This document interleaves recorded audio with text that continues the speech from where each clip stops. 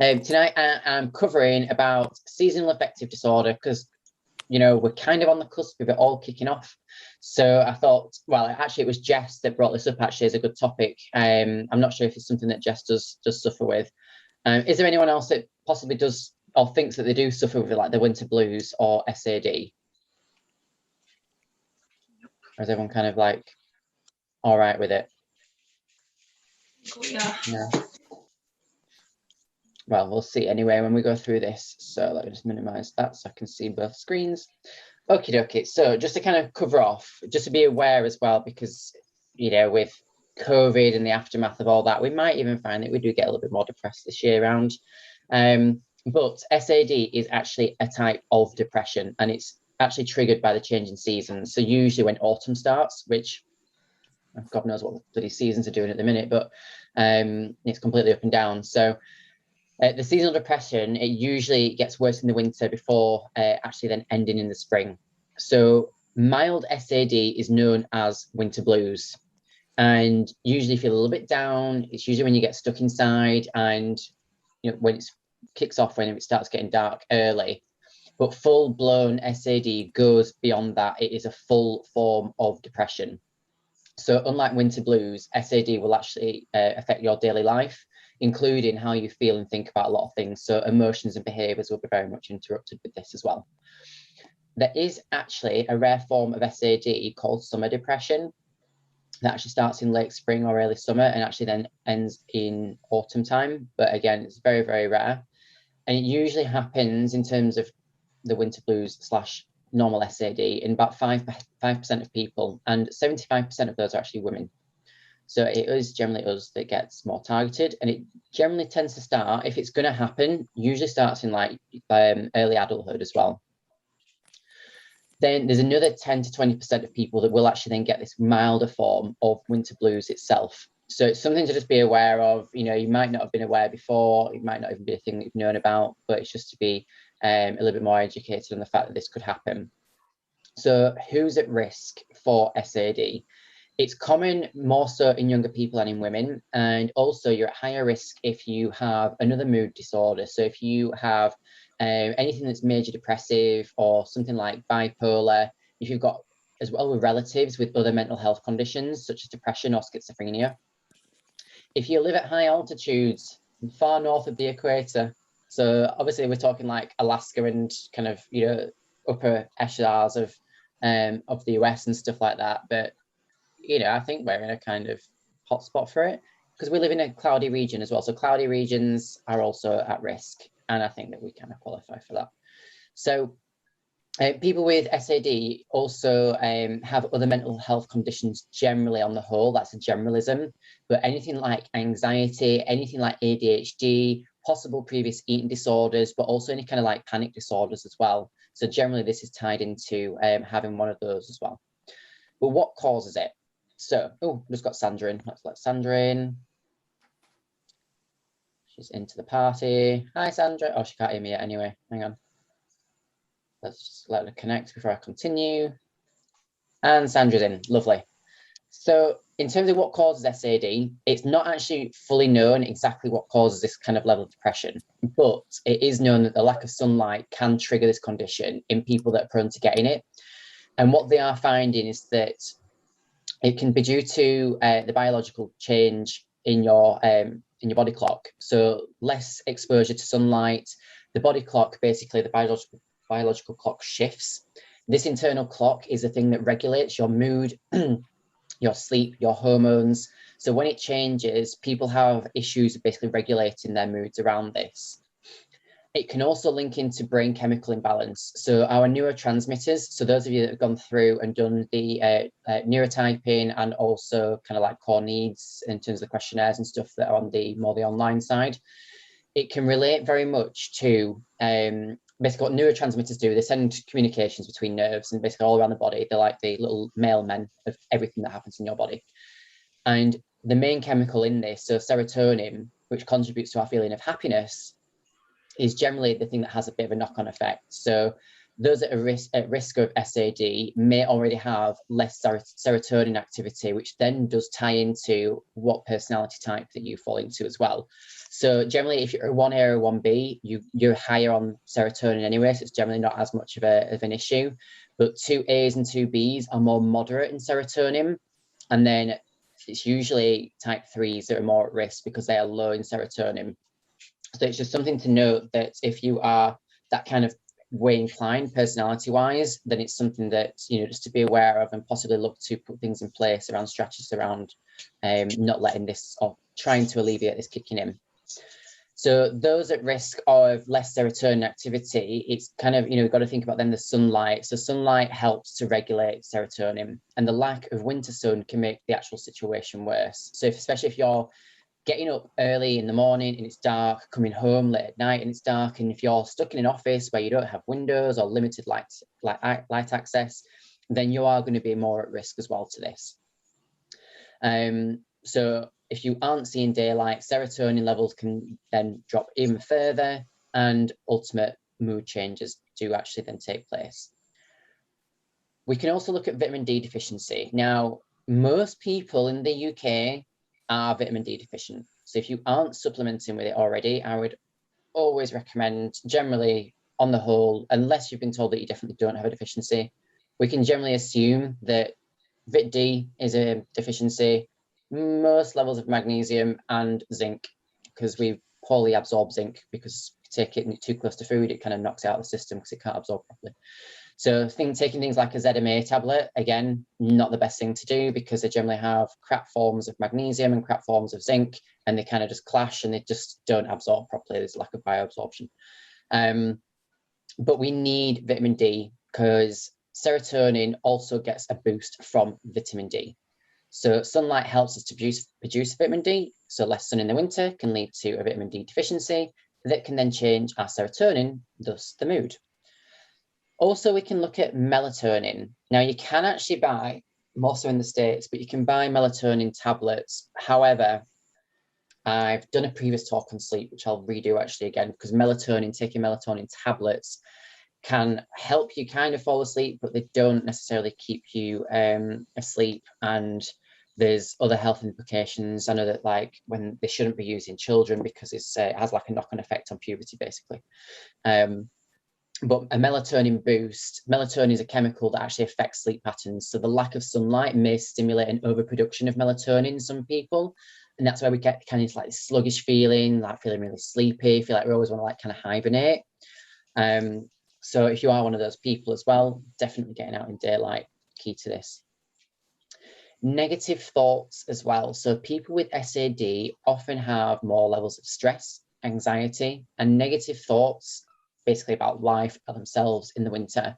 And the research actually isn't clear on this yet, if negative thoughts are the cause or actually the effect of the SAD. So it's a little bit of a chicken and egg situation with that.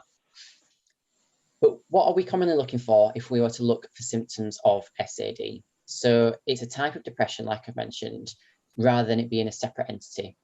So the kind of things to look out for are things like excessive sadness, anxiety, carb cravings and weight gain, extreme fatigue and lack of energy, feeling hopelessness and worthlessness quite a lot of the time, an inability to concentrate, irritability, limbs feeling heavy. So if you're not recovering very well, especially like, you know, training quite hard as well, if you've got that heaviness, a loss of interest with usual activities. So if you feel like quite withdrawn from like social activities, say, you feel the need to sleep more, and even to the extremes of those suicidal thoughts and tendencies as well. The people that have summer SAD, which is the one that I mentioned that's very rare, generally have more agitation and restlessness. There is a level of anxiety there as well. They actually have decreased appetite and weight loss, and episodes of actual violent behaviour and trouble sleeping. So it's quite interesting, really, because it's not something that I'd realised too much about until I started reading up on it. Now, there isn't actually a test to be, you know, to go and like do a blood test and it'll say you've got SAD. It doesn't work like that. So don't try and diagnose yourself. If you do think that you kind of fall into this remit, go and see a healthcare provider to actually get a thorough examination around this. Because you might actually have a physical issue that is causing depression. But many times SAD is part of a more complex link with other mental health issues. So you might be referred on to other interventions like psychologists, psychiatrists, and they might then talk you further through the symptoms and kind of assess whether or not it's SAD or a different mood disorder. So looking at the patterns that might be coming out there. There's generally like questionnaires and things that you have to fill out in order to better assess that. But like I said, there's no blood tests, there's no scans, it's just one of those things. It's more of a talking through kind of situation. So the criteria for SAD around the diagnosis, so they will be looking for symptoms of major depression, depressive episodes that occur during like specific seasons for at least 2 consecutive years, or depressive episodes that happen more frequently during a specific season than during the rest of the year. So that's generally the common things they'll look out for. When we come to management and treatment, now, a lot of it is going to be around like phototherapy. There obviously is the whole drug side of things. I won't talk drugs because I don't believe that antidepressants should be a first line port of call for a lot of people. I really think it's unnecessary. But you might need a combination of treatments if you do think you've got SAD. And the most common thing to be suggested is generally photolight therapy. So it's basically a bright light using a special lamp that can help to treat. You can go for CBT, so kind of talk therapy, and it generally has the longest lasting effects of any kind of treatment approach. CBT for most things is very, very well received for a lot of people. Like I mentioned, different antidepressants. Spending time outdoors, getting more sunlight is obviously a no-brainer. It's free to do, and even when it's on a cloudy day, you should still try and get out. Sunrise, sunset, to try and get the amount of light that you need, because in the sunrise we actually need the blue light that that kind of triggers off in the retina, the back of the retinas, for us to trigger off the cortisol and melatonin release that we need through the day. If we can get back out in it at night, well, say at night because it is night now, isn't it? But to get out when the sun sets as well is generally a good time too. Trying to increase your exposure as well if you're, in your office or at home, getting curtains wide open, really trying to get some bright light there when you are working. Like luckily for me, this office is I get quite a lot of direct sunlight, so it's generally quite all right for me in here. But then also taking a vitamin D supplement as well. So vitamin D3, ideally, not D2.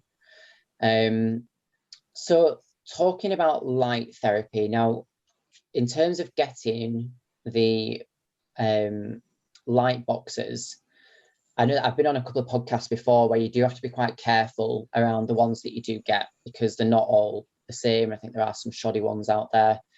And ultimately what this light box does, in order to obviously stimulate what's necessary, is it's the white fluorescent light tubes that are covered in a plastic screen to block the UV rays, ultraviolet rays.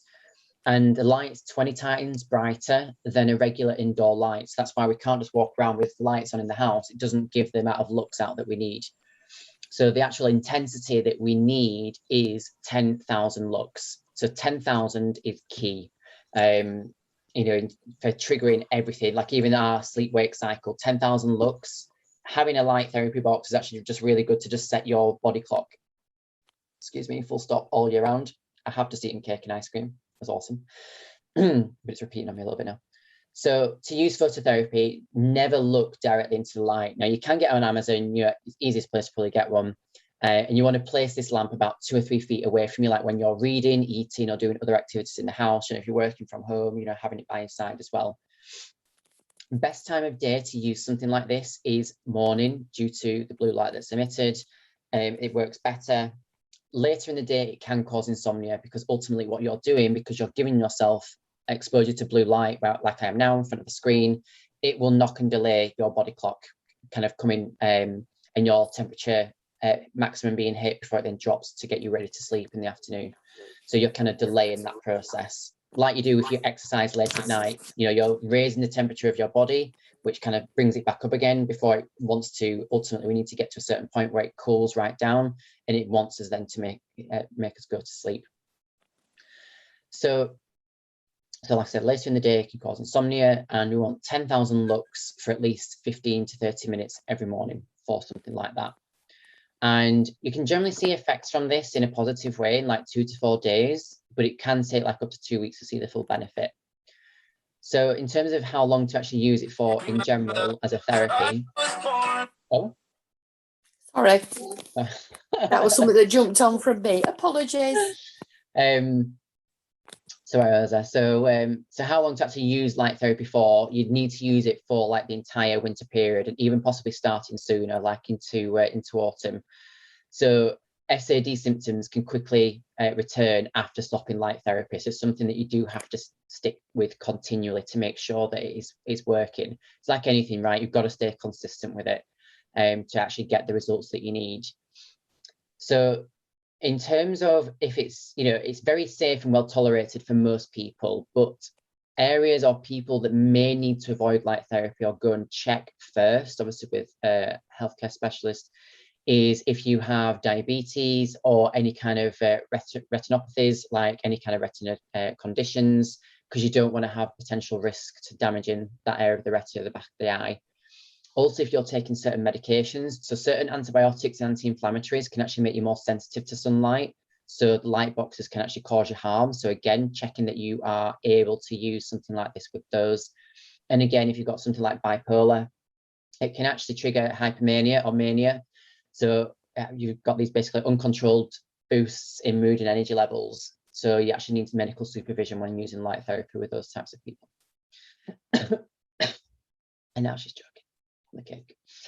So side effects of light therapy to be aware of: you may experience light strain, especially when you're starting to get used to it. Certain levels of fatigue, headaches, insomnia, and irritability. Obviously, the insomnia side will be more if you're using it later on in the day. And something that I always used to think that you could just go and do instead, which is kind of topic of the weekend. Obviously, Angela isn't here, but can we use sunbeds instead of light therapy? So no, I can't. Don't use tanning beds to treat your SAD. They do produce a high amount of UV rays that can, obviously, we all know the health implications of sunbeds. And yes, I know that I do use them every now and again, but I only do use it every now and again. I'm not religious. So in terms of that side of things, that's the light box boxed off. Antidepressants that can help with SAD. Now, it's generally a selective serotonin reuptake inhibitor, so an SSRI. And these help to improve your mood by regulating your serotonin levels. There are certain brands and options available that, again, you go and check that with your GP, not something that I condone. It can prevent seasonal depression episodes when people take it daily from fall to early spring kind of time. But just be aware that obviously it's not ideal. It's preventative measures that you can put in place to try and prevent, which I'll go on to now. So you might not be able to prevent the first episode that you ever have of SAD, but once you're, once you've kind of seen like a GP or something, they may be able to then diagnose you if you do have it, and then you can actually start to take steps to actually help you keep it from coming back or keep it coming back as bad. So by using the light box at the beginning of autumn, before you actually start feeling the SAD symptoms, so you'll start to see year-on-year patterns emerging. You have to get outside. So get outside every day, even if it's cloudy. Daylight can actually just help you feel better, full stop. And of course, eat a well-balanced diet. I know at this time of year, people start to crave more starchy foods, more of like the heavier, hearty meals, even more sweet things, like warm puddings, but you've got to stick to more nourishing choices. Because ultimately, yes, we can make it still fit our macros, that's cool, but ultimately what we're trying to get is the macros and the micronutrients that's actually in the nourishing foods that we need. It's the micro side of things that we often forget about. So the vitamins and minerals that we need to actually help the body regulate and do what it needs to do at an optimal level. Ideally, get in at least 30 minutes of exercise 3 times a week as a bare minimum. I know a lot of us here anyway do train most days or every other day, which is great, but 3 is like a bog standard absolute minimum, really. And sorry, I can smell burning. Should be all right. Redder, you've not burnt my chicken, have you? Ryan burn his fucking chicken. Jesus Christ.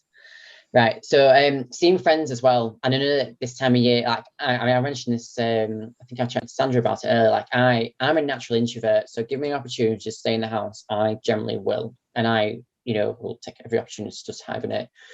But being actually around your social circles, doing regular activities, not shying away from things, do actually give you better support in winter months. So keeping regular with stuff that you'd often say no to perhaps this time of year as it starts getting darker.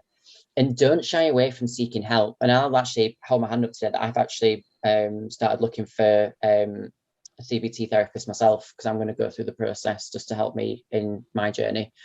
So don't ever be afraid of actually going to seek help. It actually does show that you are stronger than just kind of leaving it be and just making things get worse. So it can be, CBT is very good and effective for something like SAD. And if necessary, obviously the medication route, but again, I'm not going to touch on that because meh. And often, like, a question around SAD is generally, can it come back? And those that are prone to it will get it every year. But it's the steps that you then take to prevent or lessen the symptoms each year round. So, being prepared, thinking about it in advance, using your light box before actually necessary, before you start to feel the symptoms of it coming through.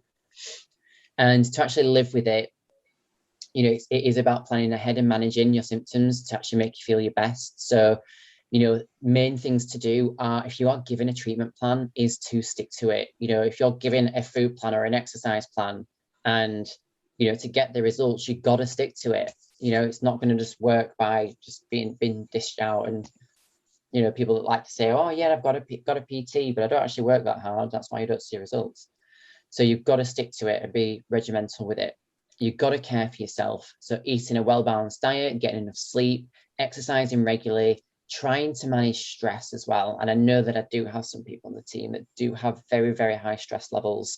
So even, considering by talking to a counselor or a therapist, it is very, very useful. Should never shy away from it. And plan ahead. So make a plan of what you're going to do if your symptoms get worse. So if you notice signs of depression really taking hold, you've got to take action. Don't just sit on it. It might help to make a plan of activities during these months. So keeping like a busy schedule, keeping you, from actually wanting to hibernate in the house too much, and starting treatment early. So if you know that, if your symptoms start in October, start thinking about kicking things off with your light box and things in September. Don't isolate yourself. Being alone can make symptoms worse. And don't overuse. I was going to say just don't use alcohol and drugs, but I can't say that to this group of people. Because I know that we have some people that like a dabble with their booze, because they make symptoms worse and they can negatively interact, especially if you're on antidepressants. Then we don't want that interacting. In terms of anything getting worse, obviously, if you, God forbid, obviously, ever got to this for anybody, but go to the emergency room if you ever feel that you're getting suicidal thoughts or tendencies. You have to go and be seen. Depression's serious shit, and we can't just sit and dwell on it. So things to consider if you were, if you thought, yeah, possibly I do have winter blues. Is it possibly SAD? Should I go and see a GP or nurse practitioner? So things to possibly ask when you are there is, what treatment is going to be the best for you? How can you prevent depressive episodes? How can you help control that and manage that? Ask around light therapy. What are their opinions? What would they suggest? Do they have specific brands of light boxes that they would advise you to? And possibly ask the question around antidepressants. I mean, to be fair, UK health system, they'll generally just put them on you anyway, regardless, and not really take into account. But I would always try and shy away from that if possible, and actually ask for what are the alternatives to doing something like that. Asking questions around when they think you should start treatment, how long you should carry on that treatment for, and ask them if there's anything in specific that they, looking at your health and history, what can you eat or what you should avoid eating to help improve or dampen the symptoms as well. Obviously, things like that, that's the side of things that I can help look at as well, with the more holistic side of the nutrition. And anything else that you can do to actually feel better. So you've got to remember that symptoms will include a lack of energy and feeling, helplessness, hopelessness. So, making sure that you do and can speak to someone at some point if you do feel that you fall into this kind of bracket, is always great to do. It's always talking through with someone, even if it's a friend. I mean, I've got a friend at the minute that's going through, I think, part of this at the minute, and you know, sometimes for her, it's just, I just say like, leave me voice notes, get it out, just let things out, just talk it through. And obviously then I'll reply to you when I get a chance to. But even sometimes like that, just kind of getting, you know, journaling and things, getting things written down can really be quite helpful as well. So if at any point you do wonder and think, you know, shit, I'm struggling. And I know that I see it on check-ins. I do see it on people's check-ins when people have shit weeks. So if I can see that that's happening week on week, then it's a case of, I will flag it and I will be frank. I'm like, look, something's not right. Something, you need to go and get this checked out. I said it to a couple of people, you know, not all people will like the fact that I'm so frank about it. I'm like, look, you know, we can't move any further until you go and get X, Y, and Z looked at. Because I'm not willing to compromise my service and your health at the detriment of, you know, for some people trying to push further to get into a bigger deficit and diet more. Like, no, it's got to stop at some point. We need to get this, you know, sorted, looked at in order to make sure that you are in full working order. But that's it. That's actually quite short for me. Yes. Oh my God. But yeah, that's SAD in a nutshell. I could go into a lot more supplements and stuff, but I think I'm probably just going to list something like that when I do a bit more research, because there's loads of different things you can take, and I could be here all night listing different stuff that's recommended. But vitally, it will be a vitamin D3. So if anyone's after a decent vitamin D3, don't please just go and buy shit from Holland & Barrett or off Tesco's shelf, because they are bullshit. Please make sure it is a quality supplement that is actually researched and is bioavailable in the body. But yeah, if you're ever unsure, send us a picture, send us a link. I'll research into it first to make sure you're not wasting your pennies. 4,000 IU. So yeah, that's quite a high one actually, that one, that Vedus. That should be all right, yeah. Good. Yeah. And you take that every day, one a day?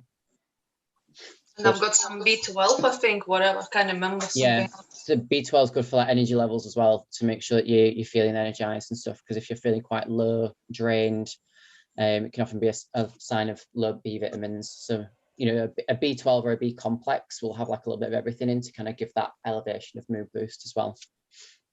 I think ones that have got the duo riboflavin and the what's the other one? Oh, it was on the tip of my tongue. K2 is generally a good one to be combined with. Yeah. Just in terms of its availability, like with calcium and stuff as well, in order to be to actually be uptaken as it needs to be. So this light's annoying me in my head. There we go. But yeah, so if there's any more questions, anyone's unsure, let me know. And that's it. Nice and quick tonight. Yay! Didn't babble on for a full hour. Told you, Red, I'd be quick. I know. Disappointed. Give me a topic and I'll carry on. I'm going to do research now. But no, well, thank you all for jumping on tonight. If there are any more topics, please just keep pinging me topics, because if there's anything you want me to cover, again, because I do these every other week, I'll then spend generally the weekend before doing all the research and stuff for everything. So if I know enough in advance, I can start actually prepping things a little bit more in advance then, and I feel like I've got my life in check a bit better. And then I can map it out, and basically I can kind of put together a schedule so people can see exactly what's coming up, say like for the next, say like 2 months, and then be like, right, I'm not bothered about that one, I'll watch that one and wait for that one. And then just to make sure that everything's boxed off. And obviously with it coming up to Christmas as well, we are probably going to have some more eating based themes coming up around people not being complete dickheads over Christmas. So let's not make everything go to waste in terms of what we've done so far together, because it's not necessary. Food isn't scarce, it's always going to be there. So yes. Right, dears. Sarah's tucking into a, what have you got? Okay. Oh, he's skier. Hey, she's on the ball already, I love it. Yes. She only got a plan yesterday. Brilliant. Right, dears, I'm going to go and get my gym jams. Thank you very much. Bye. And I'll speak to you all soon. Ciao, ciao. Bye. Bye.